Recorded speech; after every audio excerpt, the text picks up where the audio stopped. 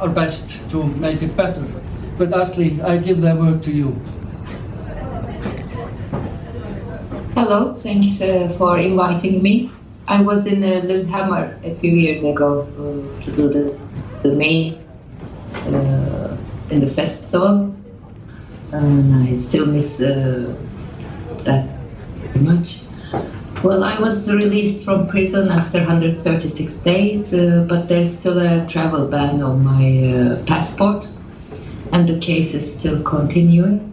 And I can't go and.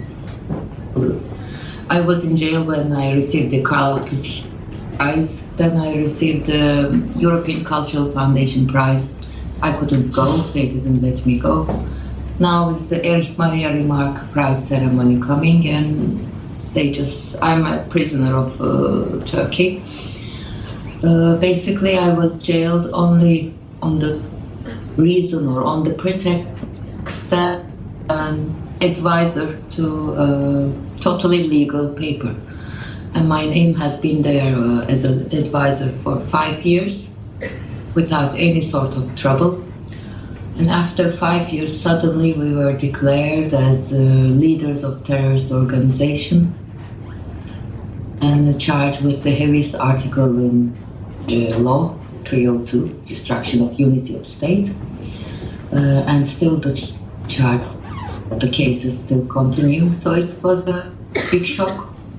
And so far, in 18 years of columnist work, none of my articles had ever been taken to court, including those now they put on my file, which they said is an evidence showing that I'm a terrorist.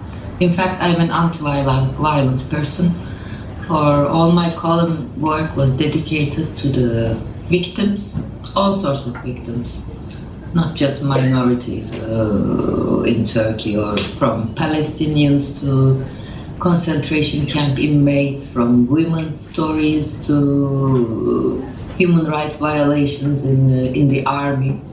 All victims. I tried to be their voice, and in the end I ended up as one of the victims.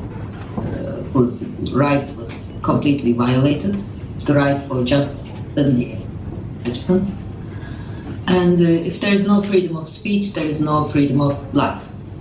That if I can't write about one victim or the other, that means certainly someone is being killed somewhere. And trying to voice atrocities ended up in a horrible sentence and all sorts of setups for that. But I do believe in my literature. I'm basically a writer of literature. My columnist work is secondary. But in my literary work as well, I think I always tell the story that is almost untellable. The story at the extreme, the story of the victim, the story of violence. This is the only way to denounce violence, is to be able to tell the story of the victim.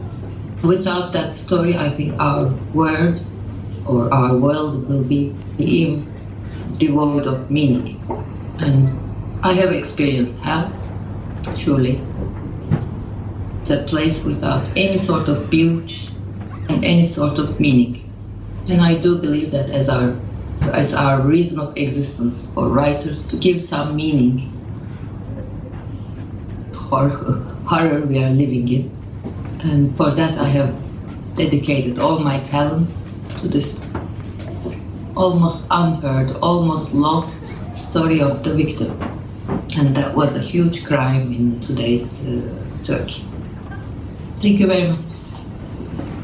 Wow.